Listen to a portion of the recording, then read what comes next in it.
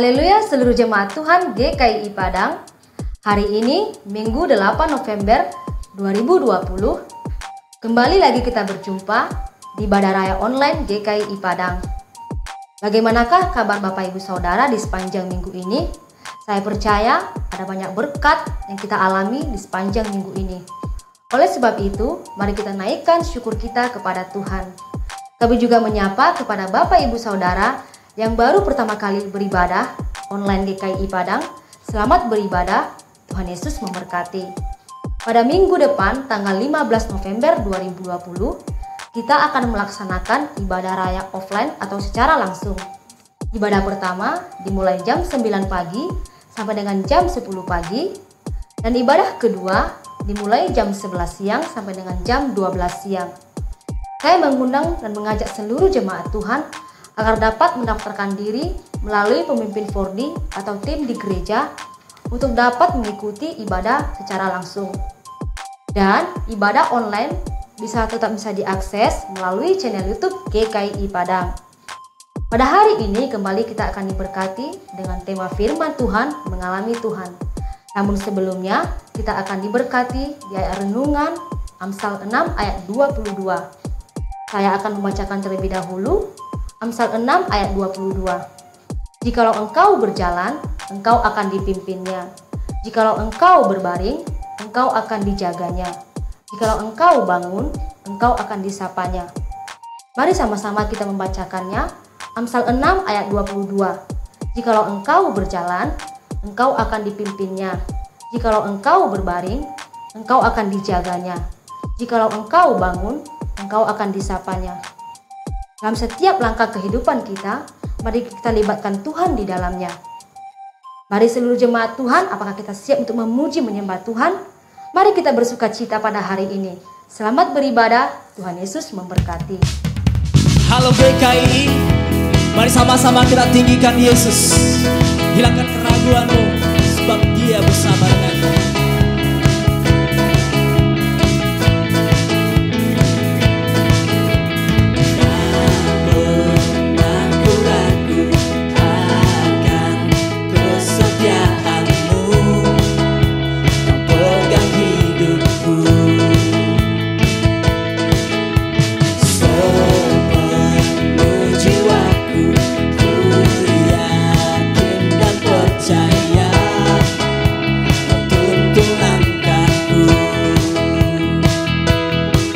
Yesus kaulah Raja dalam hidup, berkuasa berjaya untuk selamanya.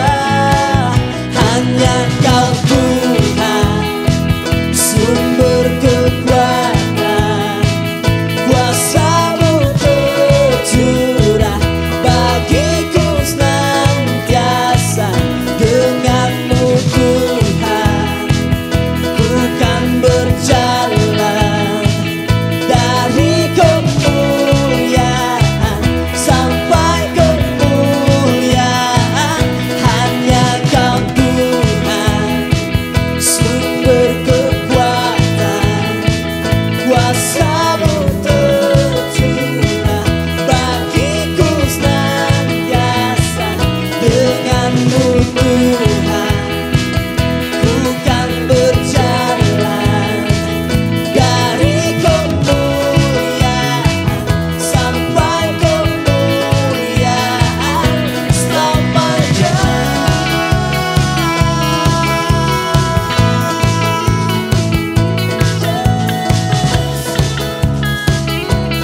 Katakan Yesus kaulah Raja dalam hidupku, berkuasa berjaya untuk selamanya. Yesus kaulah Raja dalam hidupku, berkuasa berjaya untuk selamanya. Yesus kaulah Raja dalam hidupku, berkuasa berjaya untuk selamanya. Hanya Kau Tuhan, come on GKI, sumber kuasa-Mu tercurah bagiku senantiasa. Denganmu Tuhan, ku kan berjalan dari kemuliaan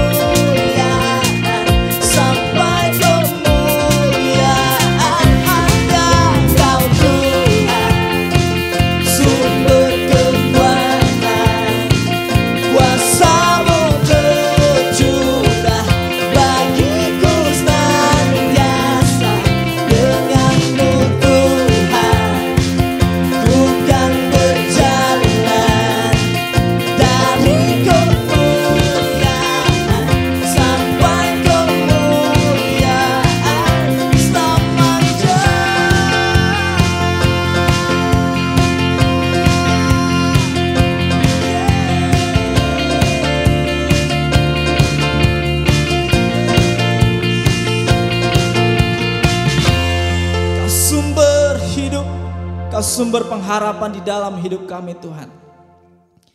Kau berkata bahwa Engkau bersama dengan kami sampai akhir zaman. Kau layak Tuhan, terima setiap pujian kami. Kau layak diagungkan, Kau layak Tuhan. Layak di atas setiap hidup pujian, layak di atas setiap penyanjungan, layak di atas setiap hembusan nafas. Kami milik-Mu.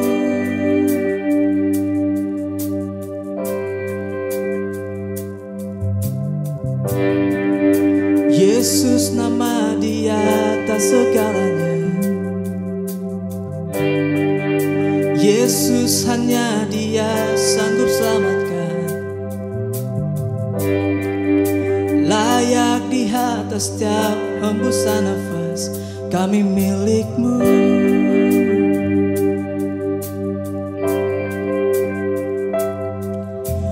Kudus, tiada seperti-Mu. Bukakan mataku memandang keajaiban-Mu. Nyatakan diri-Mu, berikan hati-Mu dan tuntunku. Kasihi mereka yang hilang.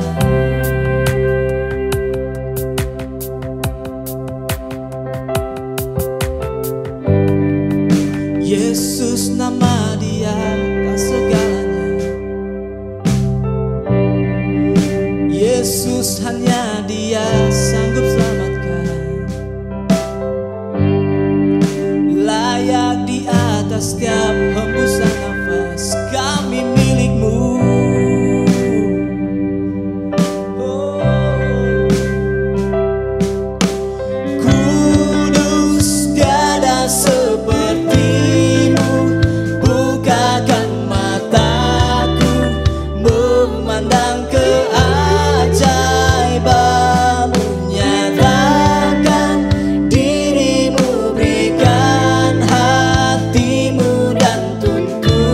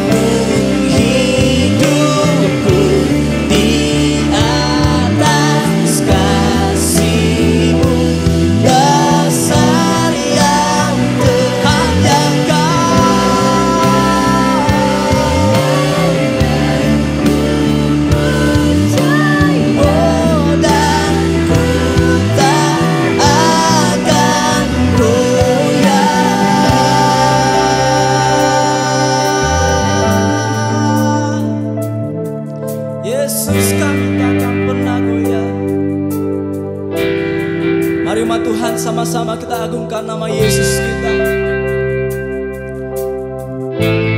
Sebab Dia yang layak disembah. Nama Yesus layak disembah. Kami percaya di dalam-Mu. Kau tak pernah goyah, Kau tak pernah tergoyahkan. Kasih-Mu kekal untuk selamanya. Jesus, I believe in You. Jesus, I belong to You. You're the reason that I live, the reason that I sing. Jesus, I believe in You. Jesus, I belong to You. You're the reason that I live, the reason that, come on, declare. Oh, Jesus, I believe in You.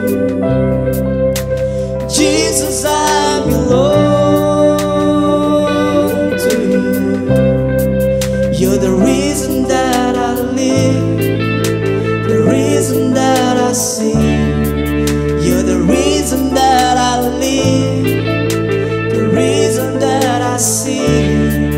You're the reason that I live, the reason that I sing.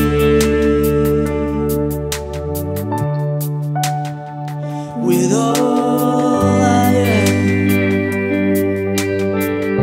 with all I am, with all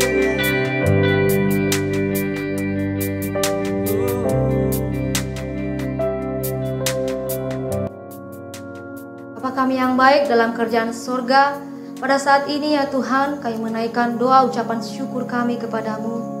Tuhan Yesus, terima kasih buat kebaikan-Mu. Engkau telah memberikan pekerjaan tambahan bagi umat-Mu di tengah pandemi COVID-19. Terima kasih Tuhan buat kesembuhan dari pusing, mual, flu dan batuk. Luka operasi yang sudah mulai pulih dan membaik. Kami bersyukur juga Tuhan, di mana kurang lebih 2 minggu tidak berjualan dan dapat kembali berjualan. Terima kasih juga buat penyertaan-Mu bagi setiap anak-anak-Mu yang sedang belajar online, dapat berjalan dengan baik dan dapat menyelesaikan ujian tengah semester. Tuhan, terima kasih buat setiap kebaikan-Mu dan pertolongan-Mu bagi kami semua. Dan pada saat ini ya Bapa, kami menaikkan Tuhan doa permohonan kami dalam setiap kami seluruh jemaat Tuhan GKI Padang dan setiap orang yang percaya kepada Engkau di luar sana agar dapat mengalami Tuhan. Dan Tuhan tidak menjadi Tuhan tawar hati, mau diproses. Engkau juga Tuhan yang memberikan kesehatan serta kekuatan bagi kami semua menjelang akhir tahun ini, supaya kami dapat bersuka cita Tuhan menyelesaikan tahun ini. Tuhan Yesus, Engkau juga yang mencukupkan daripada biaya Tuhan, sekolah, biaya kontrak rumah, serta bagi umat-Mu yang akan melanjutkan pembangunan rumah mereka. Engkau Tuhan yang mencukupkan semua biayanya. Kami juga berdoa Tuhan agar target penjualan dapat Tuhan meningkat dan tercapai. Engkau yang mengirimkan Tuhan para pembeli, para konsumen yang baru Tuhan buat setiap usaha umat-Mu. Kami juga berdoa pada saat ini kepada Engkau Tuhan, agar Engkau yang memberkati daripada hasil tes swab anak-anak-Mu Tuhan. Kami percaya Tuhan tidak ada mereka Tuhan yang terjangkit virus COVID-19 Bapa. Bahkan Engkau juga memberkati setiap hasil cek ke rumah sakit dapat baik adanya. Tuhan Yesus, inilah doa ucapan syukur kami dan juga permohonan kami. Kami percaya Tuhan, dalam setiap doa kami hanya nama-Mu saja yang kami tinggikan. Dalam nama Yesus kami telah berdoa, segala puji syukur hanya bagi-Mu Tuhan. Haleluya. Amin. Ku bangun hidupku di atas kasih-Mu, dasar yang teguh hanya Engkau yang ku percaya, dan ku tak akan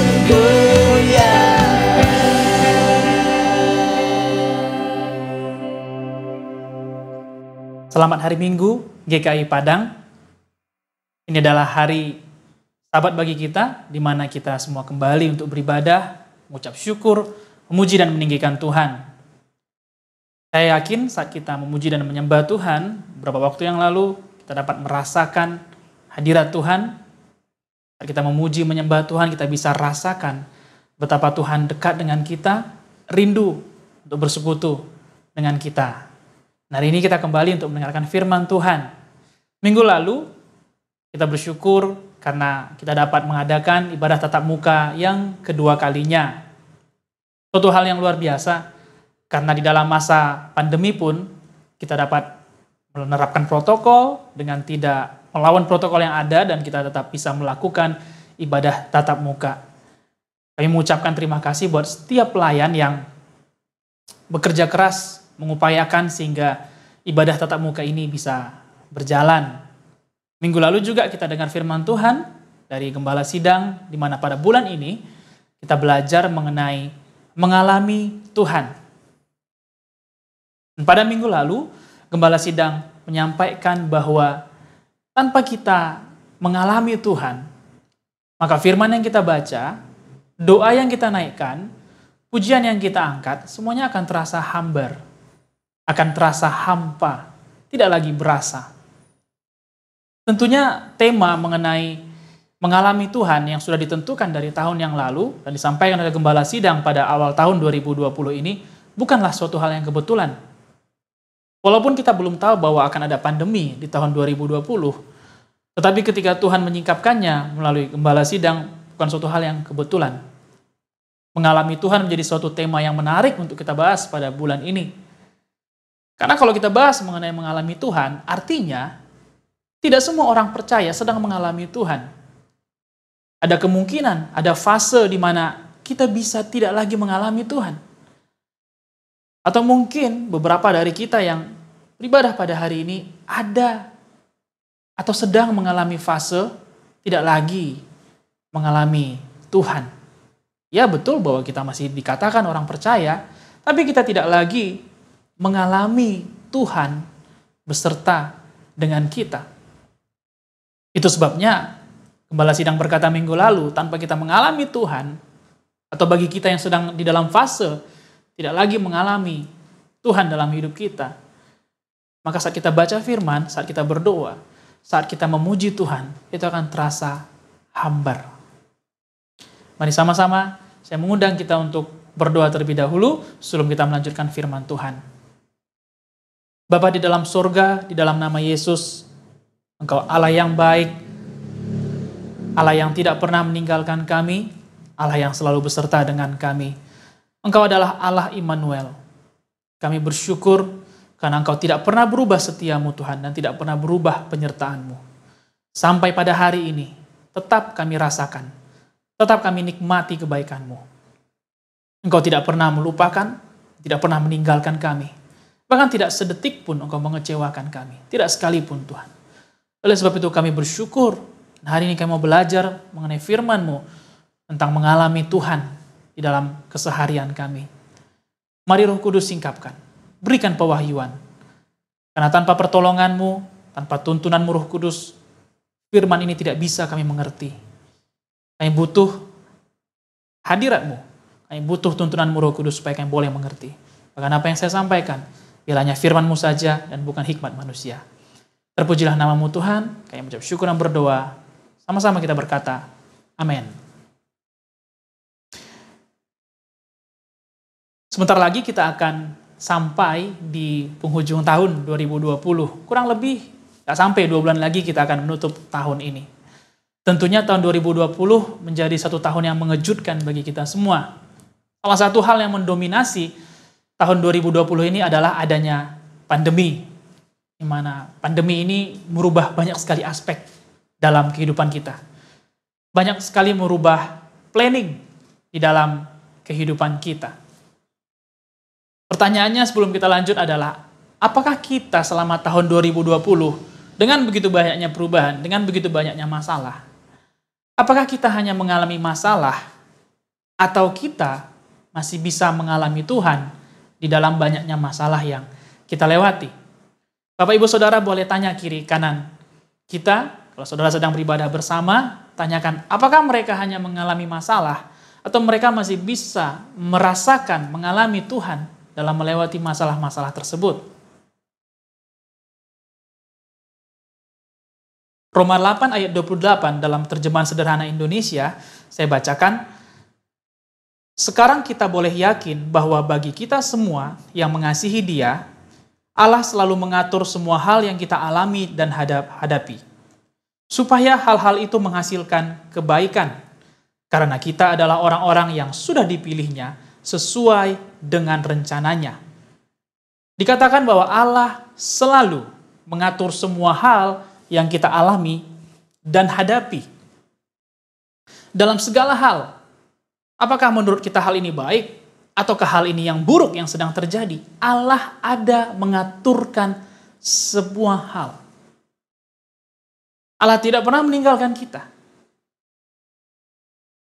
Sekali lagi bahwa Allah selalu beserta dengan kita. Dan Allah kita disebut Allah Immanuel. Yesus ada dalam tiap kejadian yang kita hadapi. Dia tidak pernah, pada waktu baik, Yesus ada. Pada waktu kejadian buruk, Yesus melarikan diri. Tidak. Roma 8 ayat 28 berkata bahwa Allah ada mengatur semua hal yang sedang kita alami dan yang sedang kita hadapi. Dia ada dalam semua hal itu. Pertanyaannya, apakah kita masih mengalami Tuhan? Apakah kita masih mengalami berkat-Nya? Apakah kita masih mengalami hikmat-Nya? Masihkah kita mengalami mujizat-Nya, perkenanannya, pertolongannya, bantuannya, penghiburannya, kekuatannya di dalam hari-hari, dalam masalah, di dalam pekerjaan, di dalam usaha yang sedang kita hadapi? Tentunya ada ciri orang-orang yang masih mengalami Tuhan. Ada dua ciri. Yang ciri yang pertama adalah bersyukur. Orang yang masih mengalami Tuhan, maka mereka akan selalu bersyukur. Karena kalau kita tetap mengalami Tuhan di dalam masalah, maka masalah di mana ya kita yakin bahwa masalah bukanlah hal yang mengenakkan, bukanlah hal yang menyenangkan bagi kita. Namun bagi mereka yang masih dapat mengalami Tuhan, maka mereka akan melihat masalah tersebut menjadi suatu kebaikan. Menjadi sesuatu hal yang menyenangkan, seperti yang tertera dalam Roma 8 ayat 28 yang sudah kita baca. Mereka yang bisa melihat Tuhan, lebih dari melihat masalah itu, mereka akan bisa menikmati masalah itu, Bapak Ibu Saudara. Seperti contoh Paulus dan Silas pada waktu mereka di dalam penjara. Kisah 16 ayat 23 sampai 26. Setelah mereka berkali-kali didera, mereka dilemparkan ke dalam penjara. Kepala penjara diperintahkan untuk menjaga mereka dengan sungguh-sungguh. Sesuai dengan perintah itu, kepala penjara memasukkan mereka ke ruang penjara yang paling tengah dan membelenggu kaki mereka dalam pasungan yang kuat. Tetapi kira-kira tengah malam, Paulus dan Silas berdoa dan menyanyikan puji-pujian kepada Allah, dan orang-orang hukuman lain mendengarkan mereka. Akan tetapi, terjadilah gempa bumi yang hebat, sehingga sendi-sendi penjara itu goyah, dan seketika itu juga terbukalah semua pintu, dan terlepaslah belenggu mereka semua. Saudara bisa lihat, apa yang dialami oleh Paulus dan Silas bukanlah suatu kondisi yang enak. Mereka sudah didera, mereka sudah dianiaya. Mungkin bahasa lebih mudah dimengerti, mereka sudah dipukuli. Mereka sudah disiksa, secara fisik mereka disiksa. Tentu suatu penyiksaan bukan hal yang menyenangkan bagi kita. Selain setelah mereka disiksa, mereka kemudian dimasukkan di dalam penjara yang paling dalam dan dijaga dengan sungguh-sungguh, dijaga dengan ketat. Mungkin diberikan penjaga yang sangar atau penjaga yang sangat teliti dalam menjaga tahanan. Dan tidak cukup hanya itu. Bahkan kaki dan tangan mereka dibelenggu, dipasung. Ini kondisinya, ini keadaannya, ini realita yang sedang terjadi. Di mana Paulus dan Silas sedang dalam kondisi yang tidak menyenangkan. Tetapi ternyata Paulus dan Silas masih mengalami hadirnya Tuhan dalam masalah itu. Sehingga firman Tuhan berkata, pada kira-kira tengah malam, Paulus dan Silas berdoa dan menyanyikan puji-pujian kepada Allah, dan orang-orang hukuman lain mendengarkan mereka. Kalau orang-orang hukuman lain mendengarkan mereka, saya yakin bahwa mereka bernyanyi dengan sangat kuat. Terlepas dari nada yang mereka tahu, terlepas mungkin dari fals atau tidaknya, tapi mereka memuji Tuhan dengan sangat kuat. Paulus dan Silas bukannya komplain, bukannya mengeluh, tetapi mereka memuji Tuhan. Ini perbedaannya bagi orang yang masih mengalami Tuhan. Kalau orang yang hanya mengalami masalah, maka di ujung masalah, mereka hanya akan komplain, kecewa akan hidup ini. Kenapa banyak kali masalah? Kenapa saya sudah ikut Tuhan, tapi masalah sepertinya selalu ada. Karena mereka hanya mengalami masalah, namun tidak lagi mengalami Tuhan. Tapi bagi mereka yang mengalami Tuhan di dalam masalah tersebut, maka mereka akan bisa untuk mengucap syukur. Memuji Tuhan adalah salah satu cara kita untuk mengungkapkan syukur. Ciri yang kedua, orang-orang yang mengalami Tuhan adalah antusias. Antusias atau bersemangat. Saya perlu ingatkan bahwa gereja di mana kita ada, slogan ataupun tagline-nya adalah gereja kemenangan iman. Iman yang menang. Iman dalam bahasa Inggris disebut sebagai faith. F-A-I-T-H. Yang juga kita buat menjadi sebuah singkatan bagi value, nilai gereja kita. F, family atau keluarga. A, antusias. I, integritas. T, terang. Dan H, hormat. Dalam faith ini ada A, yaitu antusias. Bahasa aslinya adalah dari bahasa Yunani berkata entheos, artinya Tuhan di dalam kita. Kalau Tuhan di dalam kita, perhatikan bukan di luar kita, tetapi di dalam kita. Lebih dari di samping kita, Tuhan di dalam kita. Artinya kita pasti bisa merasakan kehadiran Tuhan dalam hidup kita. Pemazmur di dalam Mazmur 23 ayat 4 berkata, sekalipun aku berjalan dalam lembah kekelaman, aku tidak takut bahaya, sebab engkau besertaku. Gadamu dan tongkatmu, itulah yang menghibur aku. Faktanya, atau kondisinya yang terjadi adalah, Daud berjalan dalam lembah kekelaman. Itu faktanya. Siapa yang gak takut berjalan dalam lembah kekelaman? Berjalan di ruang mati lampu aja ada beberapa orang yang takut. Ini di dalam lembah yang gelap gulita. Siapa sih yang tidak takut? Tapi Daud berkata, aku tidak takut bahaya. Aku tidak takut bahaya. Kenapa? Karena Daud lebih melihat penyertaan Tuhan ketimbang melihat fakta yang sedang terjadi di hadapannya. Orang yang antusias adalah mereka yang lebih merasakan akan hadirnya penyertaan Tuhan ketimbang merasakan hadirnya masalah itu. Saya ulangi sekali lagi. Orang yang antusias, orang yang bersemangat adalah orang yang lebih merasakan penyertaan Tuhan ketimbang hadirnya masalah yang sedang terjadi. Bukan berarti masalah nggak boleh terjadi. Justru ketika masalah terjadi, disitulah jalan kita bisa merasakan hadirat Tuhan lebih dekat lagi dengan kita. Ketika masalah terjadi, di situ datangnya berkat Tuhan. Ketika penyakit terjadi, di situ datangnya kesembuhan. Ketika kesulitan terjadi, ketika kesedihan terjadi, di situ datangnya penghiburan daripada Tuhan. Gembala Sidang berulang kali juga menyampaikan kepada kita dalam beberapa kali sesi ibadah, bahwa di dalam masalah, di situ Tuhan bekerja. Di dalam hal yang buruk, disitulah Tuhan bekerja. Oleh sebab itu, kita antusias bukan karena berkat. Kita antusias bukan karena semuanya berkecukupan, berkelimpahan. Kita antusias bukan hanya karena kita sehat-sehat saja. Justru kita antusias karena kita melihat penyertaan Tuhan lebih nyata ketimbang masalah yang sedang terjadi. Amin, Bapak Ibu Saudara.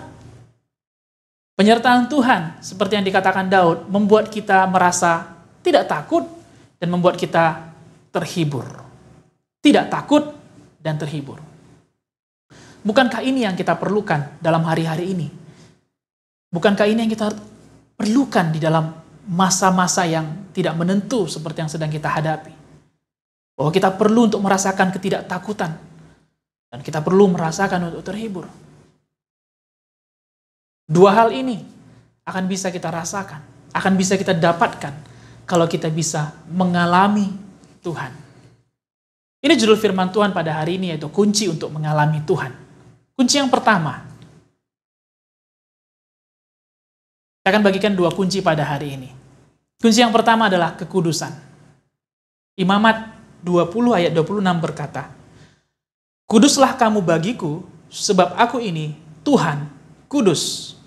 Dan aku telah memisahkan kamu dari bangsa-bangsa lain, supaya kamu menjadi milikku." Zaman sekarang kalau gereja bicara atau kalau pengkhotbah berbicara mengenai kekudusan, kira ada beberapa orang, khususnya anak-anak muda, aduh, tema ini jangan diangkat dulu dong. Kalau sudah bicara mengenai kudus, pasti ada yang mikir, mungkin bagian ini di skip dulu, kita nggak usah bahas ini dulu. Ada orang yang mengira bahwa ketika dia dikuduskan, itu artinya dipisahkan sehingga nggak boleh bergaul lagi dengan orang lain. Perhatikan dalam Imamat 20, Bapak Ibu Saudara, bahwa kita dikuduskan bukan dipisahkan supaya nggak bisa bergaul dengan orang lain, tetapi dipisahkan untuk tujuan yang lebih mulia. Kita dipisahkan untuk tujuan yang lebih besar.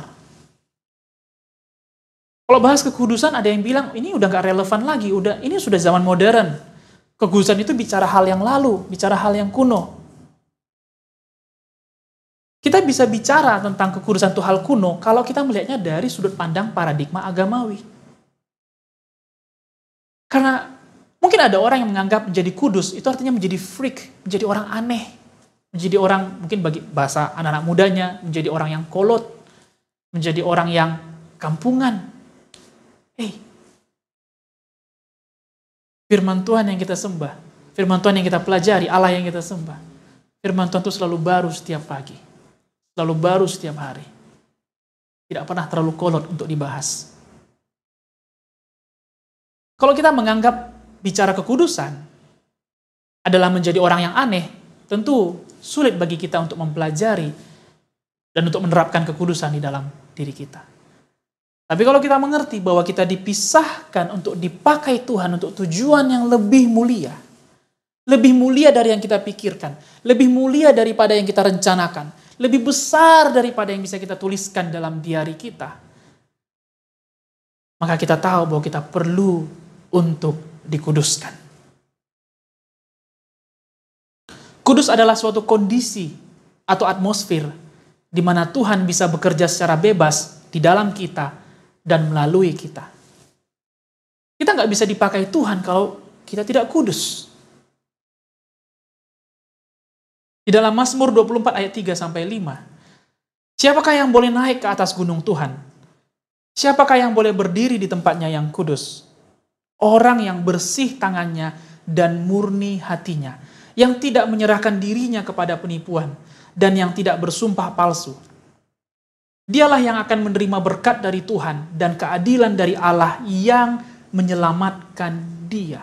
Kekudusan tidak bisa dilepaskan dari kelahiran baru, Bapak Ibu Saudara. Saat kita menerima Yesus sebagai Tuhan dan Juru Selamat, itu artinya Tuhan menguduskan kita. Tuhan memisahkan kita untuk tujuan yang lebih mulia.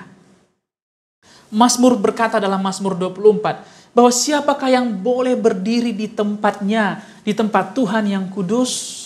Siapa yang boleh ada? Siapa yang boleh merasakan hadirat Tuhan? Siapa yang boleh mengalami Tuhan? Adalah mereka yang bersih tangannya dan murni hatinya, yang tidak menyerahkan dirinya kepada penipuan dan yang tidak bersumpah palsu. Kunci utama untuk mengalami Tuhan adalah kekudusan. The master key, kunci paling utama untuk mengalami Tuhan adalah kekudusan.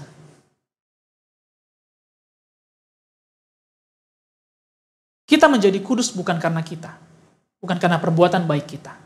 Namun saat kita mengundang Tuhan sebagai Juru Selamat dalam hidup kita, itu artinya Tuhan menguduskan hidup kita seutuhnya.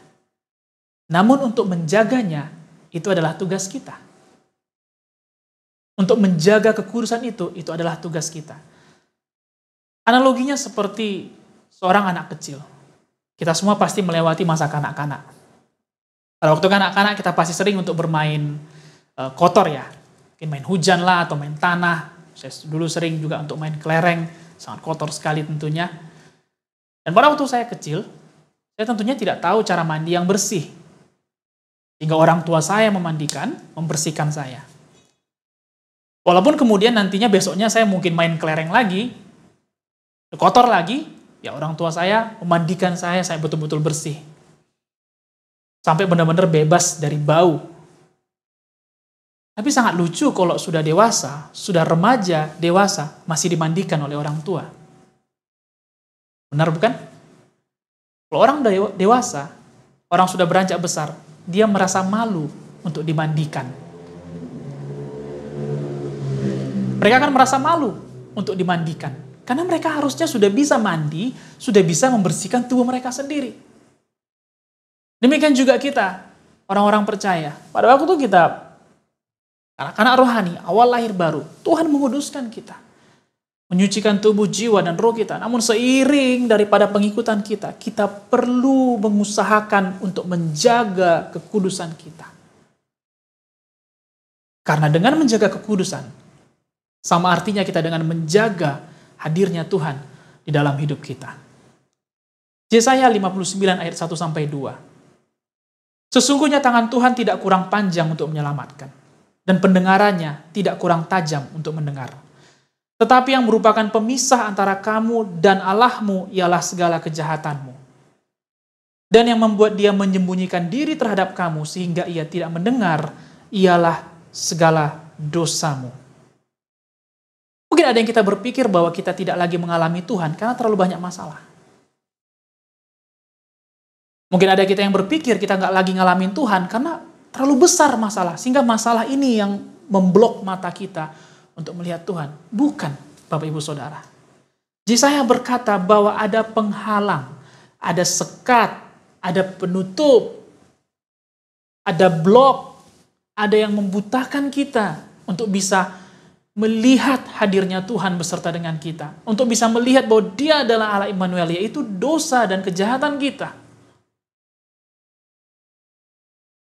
Hanya satu langkah itu yang membuat kita tidak bisa mengalami hadirnya Tuhan dalam hidup kita.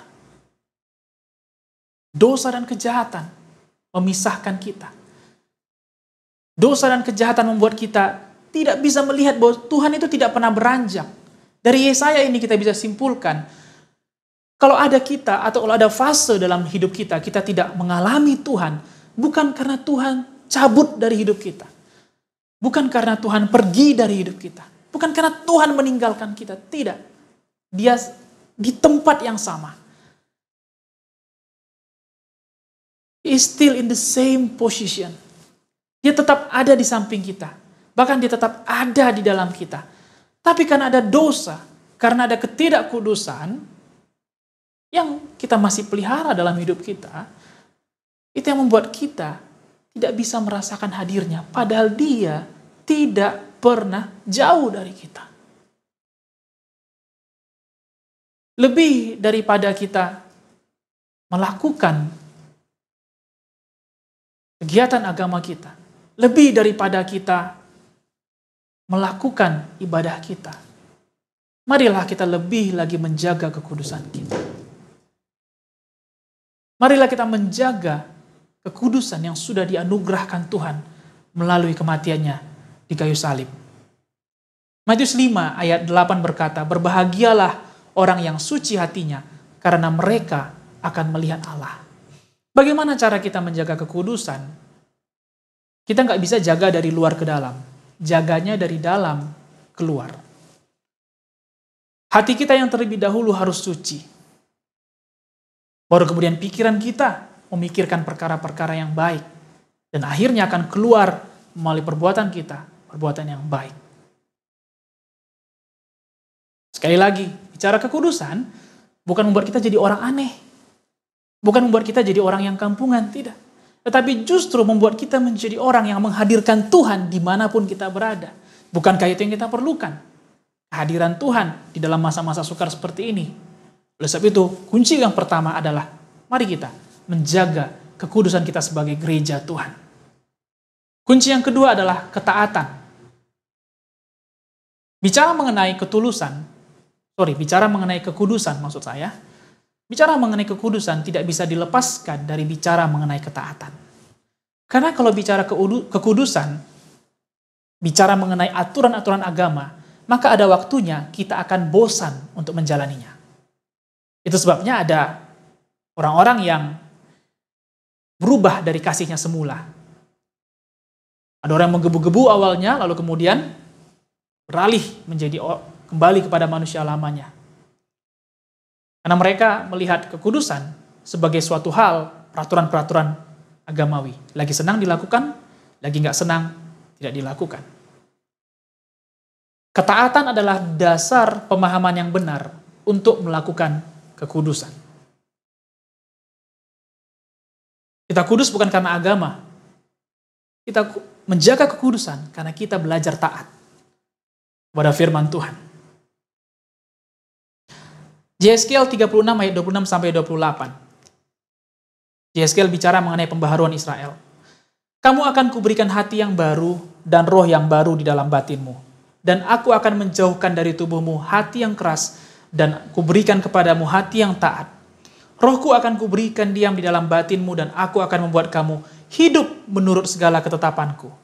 Dan tetap berpegang pada peraturan-peraturanku dan melakukannya. Dan kamu akan diam di dalam negeri yang telah kuberikan kepada nenek moyangmu. Dan kamu akan menjadi umatku dan aku akan menjadi Allahmu. Kehadiran Allah menghadirkan hati yang baru, yaitu hati yang taat. Dan ketaatan itu membuat kita bisa mengalami Tuhan di sepanjang hari-hari kita. Matius 6 ayat 24. Tidak seorang pun dapat mengabdi kepada dua Tuhan. Karena jika demikian, ia akan membenci yang seorang dan mengasihi yang lain. Atau ia akan setia kepada yang seorang dan tidak mengindahkan yang lain. Kamu tidak dapat mengabdi kepada Allah dan kepada Mamon. Tidak bisa mengabdi kepada Allah dan kepada dunia. Kita hanya bisa taat kepada Tuhan kalau Tuhan menempati prioritas pertama di dalam hidup kita.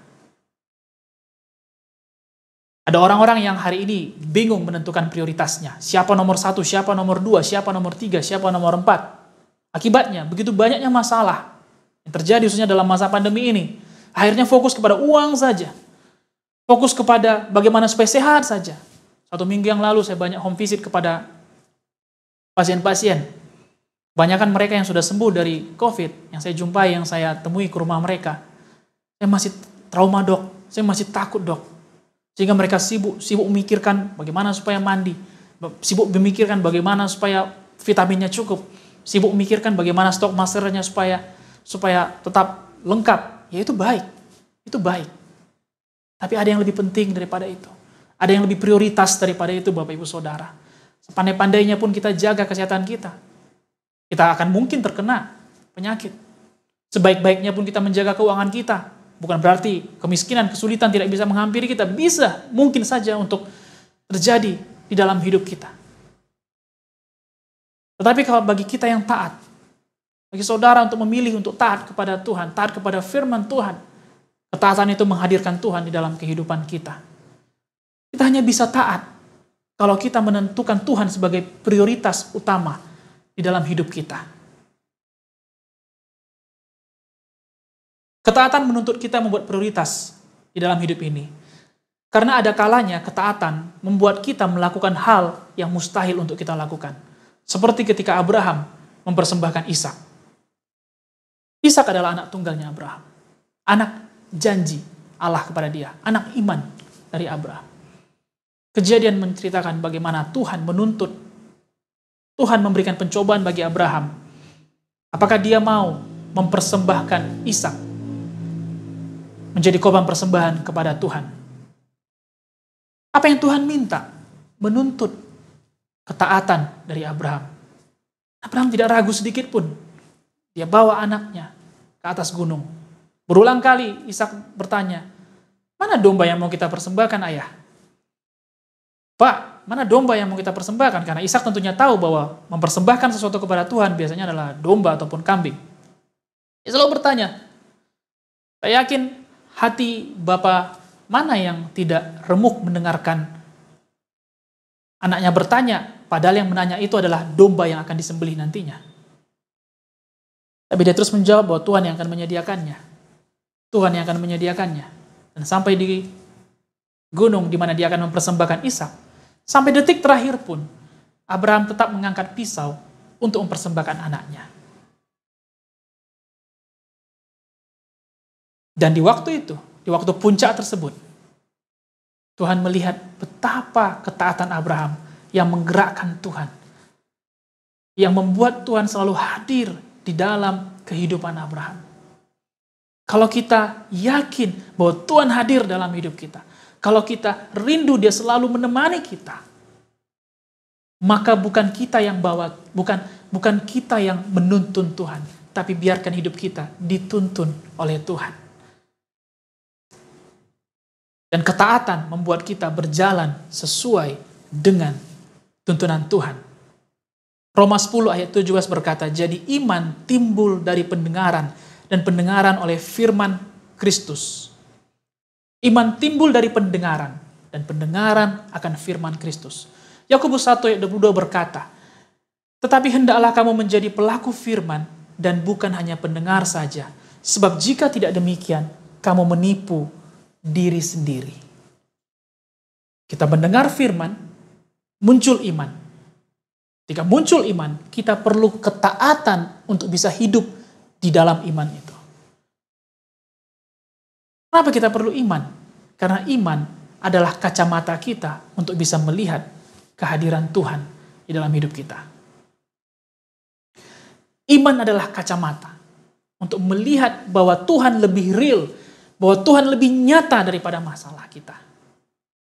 Pilihan bagi kita pada hari ini, tetapkah kita memakai mata badani kita untuk melihat masalahku besar, untuk melihat aku masih sakit, untuk melihat aku masih sulit untuk memulai usaha ini, untuk melihat anak-anak mungkin gak naik kelas, untuk melihat tunggakan yang begitu banyak, untuk melihat penyakit yang gak kelar-kelar, dan untuk melihat hal buruk. Akankah kita tetap memakai kacamata kita pribadi, atau maukah kita tanggalkan dan mulai memakai iman kita untuk melihat bahwa Yesus yang kita sembah lebih nyata daripada masalah yang sedang kita hadapi. Sepanjang jalan Abraham menuju gunung di mana dia mempersembahkan Ishak, tentunya Abraham memakai kacamata iman dia, sehingga dia tahu bahwa Allah yang dia sembah tidak akan mengizinkan dia dicobai lebih daripada kemampuannya. Kita lihat dalam Ibrani 11 ayat 17 sampai 19.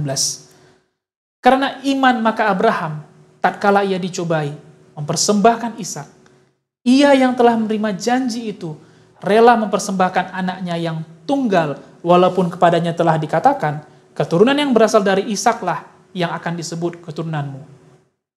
Karena ia berpikir bahwa Allah berkuasa membangkitkan orang-orang sekalipun dari antara orang mati. Dan dari sana ia seakan-akan telah menerimanya kembali. Iman adalah kacamata kita untuk mengalami Tuhan di dalam setiap hari-hari kita.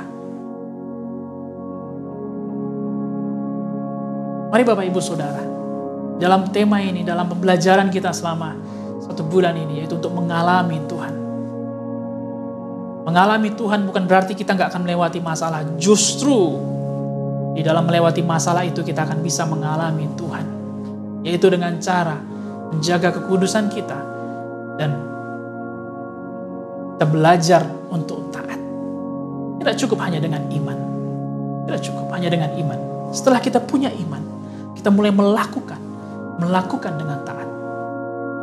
Kita punya iman, usaha kita berhasil. Kita mulai taat akan apa yang Tuhan sampaikan. Kita mulai jujur akan keuangan kita. Kita mulai buat laporan keuangan kita dengan benar. Kita mulai atur mana yang disimpan, mana yang untuk digunakan sebagai modal. Kita mulai jujur, mulai taat memberikan perpuluhan kita. Kita mulai taat memberikan persembahan kita. Kita yang sedang bergumul dengan sakit penyakit. Bukan berarti ketika kita mengalami Tuhan, lalu kemudian sakit itu langsung sembuh, langsung tidak lagi terasa. Kita memang masih mengalami penyakit itu.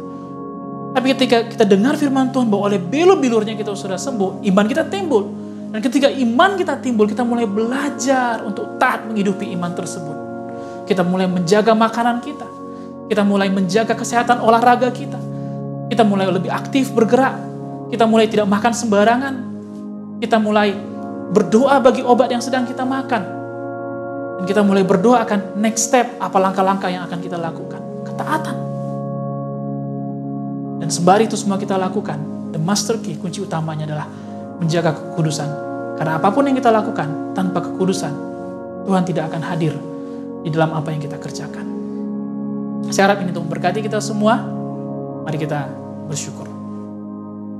Terima kasih Bapa Sorgawi, karena Engkau mulai menghadirkan kepada kami pewahyuan baru pada hari ini, menghadirkan pembelajaran baru kepada kami, bagaimana supaya kami bisa mengalami Engkau dalam setiap hari kami. Kami sangat butuh, kami sangat perlu akan hadirat-Mu, melebihi realita yang sedang terjadi di depan kami. Kami mau lebih merasakan iman kami, hati kami, bahkan seluruh tubuh kami mau lebih merasakan Engkau Tuhan, melebihi apa yang sedang terjadi di depan kami. Terima kasih buat pembelajaran yang Kau berikan, supaya kami menjaga kekudusan, supaya kami hidup di dalam ketaatan. Ajari kami Tuhan terus menjaga kekudusan sebagai orang-orang yang dewasa rohani. Mampukan kami Roh Kudus untuk menjaga kekudusan. Kami tidak harus menjadi orang yang aneh. Kami hanya perlu untuk melakukan firman-Mu. Apa yang Engkau suruh, apa yang firman-Mu katakan, itu yang kami kerjakan Tuhan. Karena kami menyadari bahwa kami dipanggil untuk tujuan yang lebih mulia. Bukan untuk dipisahkan lalu menjadi orang yang aneh, tetapi dipisahkan karena Tuhan punya tujuan yang lebih besar. Bahkan dalam masa pandemi ini pun ada tujuan yang mulia yang akan Tuhan nyatakan melalui kehidupan kami. Bagi keluarga, bagi teman-teman kami, bagi masyarakat, bagi bangsa dan negara kami. Ajari kami Roh Kudus hidup taat. Ajari kami hidup di dalam iman kami. Ajari kami untuk memakai iman kami melebihi kacamata badani kami. Sehingga kami bisa melihat akan hadir-Mu di dalam setiap hari yang sedang kami lalui. Oh Tuhan, sempurnakanlah firman-Mu. Ada batasan bagiku untuk menyampaikannya. Tetapi firman Roh Kudus-Mu akan terus bekerja, menyempurnakan, meneguhkan, dan menghidupkan firman ini Tuhan bagi kami semua. Terima kasih Tuhan Yesus, buat kesempatan ini kami naikkan pujian bagi-Mu saja. Haleluya. Amin.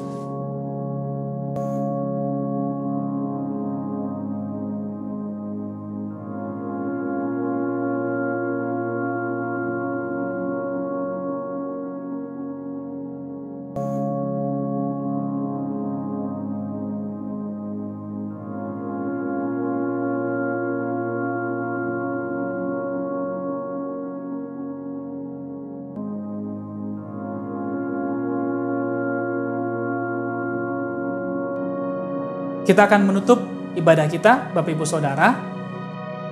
Kalau saudara sudah mengumpulkan persembahan, saudara boleh pegang. Kita akan mengucap syukur dan berdoa bersama-sama. Mari kita mengucap syukur juga buat ibadah kita. Bapa di dalam sorga, kami bersyukur karena kami bisa beribadah pada hari ini. Secara online kami dapat berkumpul di tempat kami masing-masing, menyatukan hati kami, mengarahkan hati kami, meninggikan Engkau, dan mendengarkan sabda-Mu.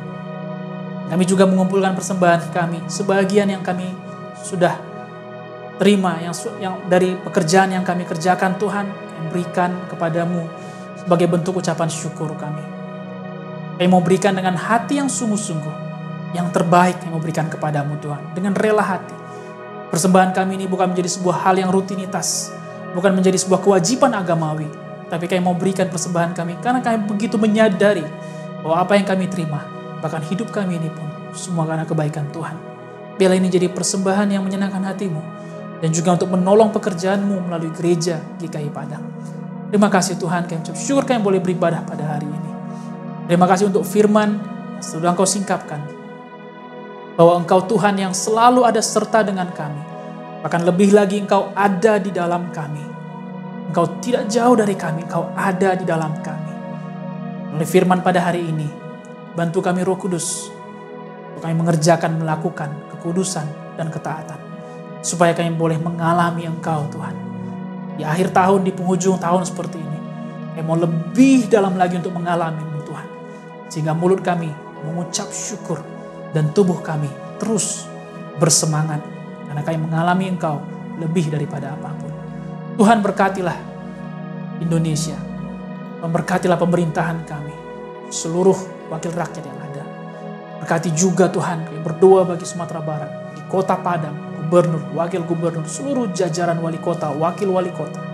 Sampai Tuhan ke jajaran pemerintahan yang paling kecil sekali. Kami berdoa supaya Tuhan memberikan hati Bapa kepada mereka yang mengasihi, yang bekerja dengan sungguh-sungguh, yang lebih mengutamakan kepentingan khalayak ramai dibanding kepentingan pribadi.